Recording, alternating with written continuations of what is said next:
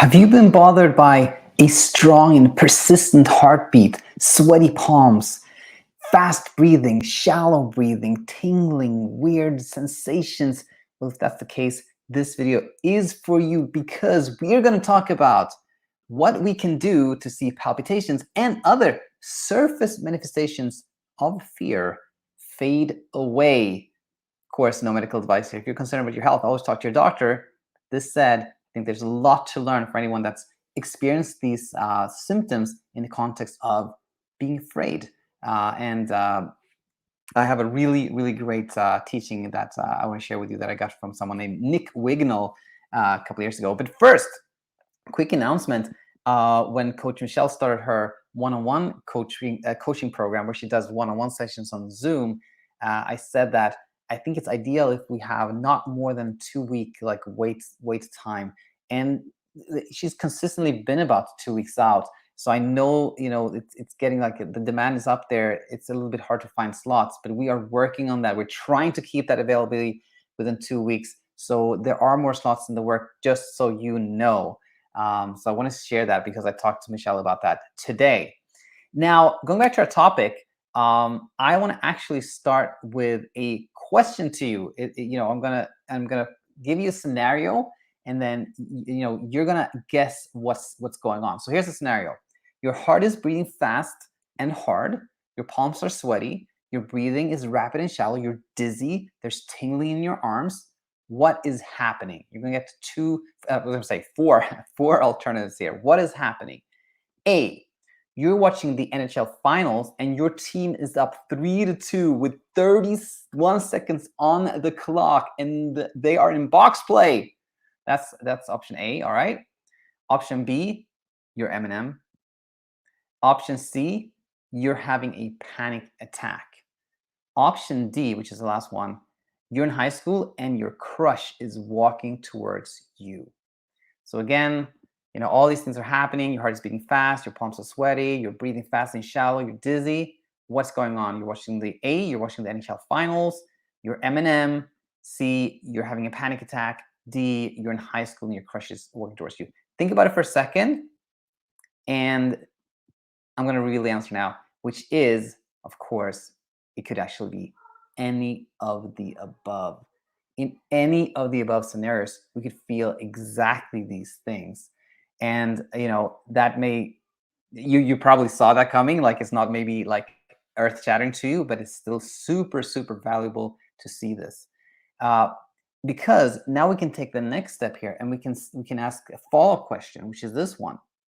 Out of these four scenarios, in which of them can palpitations and breathing fast and sweaty palms and the other manifestations there, in which of these scenarios can that be really scary to have that experience?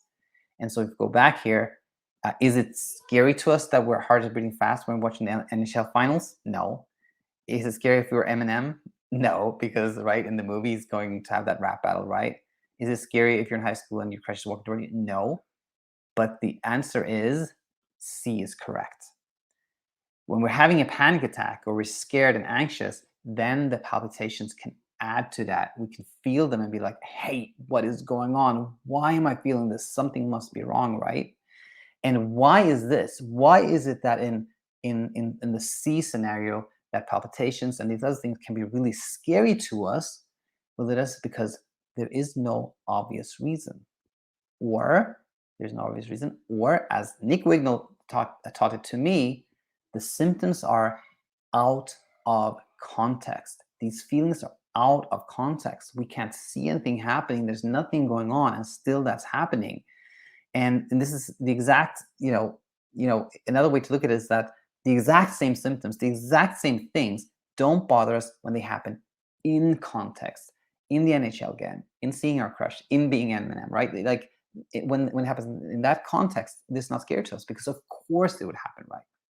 So now, we've taken, I think, a really great step towards understanding, why it bothers us in option C. And now we can take the sort of final step here towards kind of like the points of like the 4 points I created on how we can meet this, which is seeing that there actually is an obvious reason. There is no obvious external reason. There is nothing we can see, touch, feel outside us that explains why these things are happening inside us, but we're scared.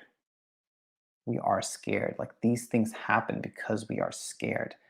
And we can be scared of not sleeping, like insomnia. We're scared of being awake, and they happen because of that fear. Or we can be scared of being scared, like when we have like panic attacks, or anxiety of, no, we're scared of having a panic attack, which is really fear of fear, right? Or we can be scared of not sleeping because we will have a bad day. Or we can be scared of this happening again, or another perceived danger, something that actually cannot harm us or hurt us, but yet that we can be scared of. So, again, my point here is that there is an obvious reason, even though there's no obvious external reason. There's an obvious internal reason. All right. So now we've done sort of like the foundational teaching for this episode, for this class. And it leads us to these 4 bullet points of kind of what to do. Okay, we know all these things, so what do we do? All right.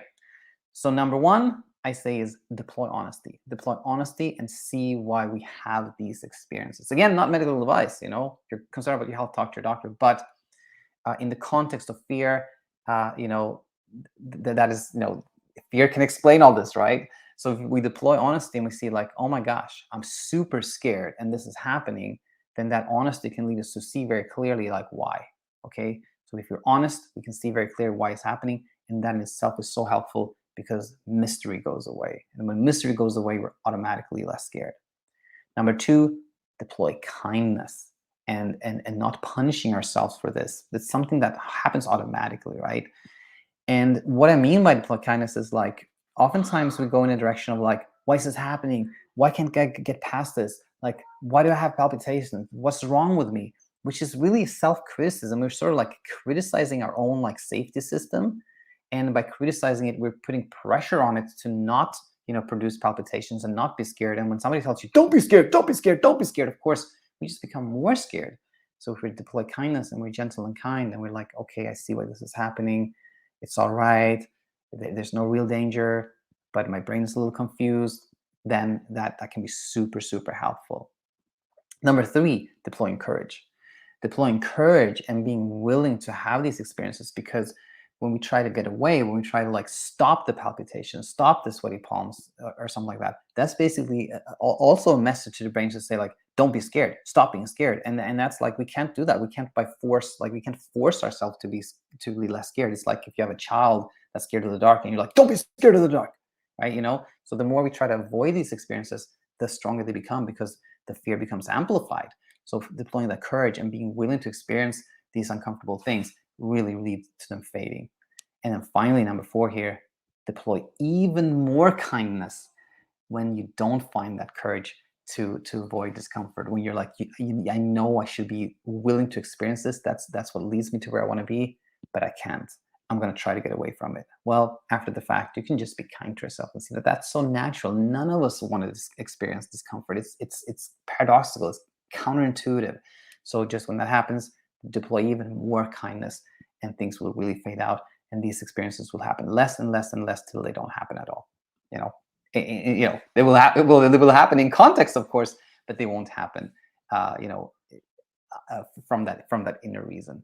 And so, yeah, hope this was really, really valuable to you and made sense. As always, let me know in the comments what you thought. And yeah, if you find that thanks to the free videos here, you're finding your way, you're putting the pieces of the puzzle together, and you're arriving where you want to be, peaceful sleep, peace of mind, that is wonderful. But if you feel you've waited long enough and you want to know what it feels like to experience life without insomnia, then please just head over to our website and check out our coaching options. We can help. We look forward to seeing you on the inside if you decide to join. So with that said, I hope you have a really nice rest of your Monday, and look forward to having you back real soon.